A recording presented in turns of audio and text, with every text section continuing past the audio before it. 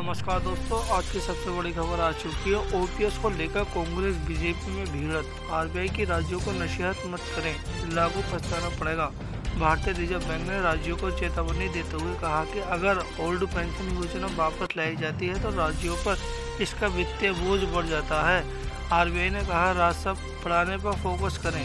देश में पुरानी पेंशन ऑफिस और नई पेंशन स्कीम लागू करने को लेकर चर्चा तेज है। इस बीच भारतीय रिजर्व बैंक पुरानी पेंशन योजना ओल्ड पेंशन स्कीम को लेकर यूजर की चेतावनी दी है। केंद्रीय बैंक ने कहा कि राज्य पुरानी पेंशन स्कीम को बहाल करने के बारे में मत सोचो।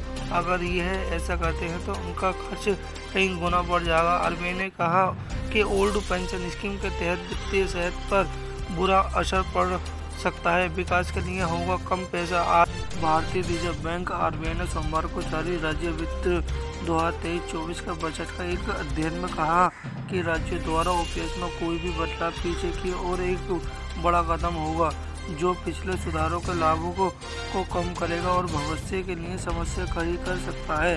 रिपोर्ट में कहा गया है कि ओपीएस लागू करने से राज्यों पर भारी बोझ पड़ेगा और विकास बढ़ाने वाले पूंजीगत खर्च करने की उनकी क्षमता सीमित हो जाएगी।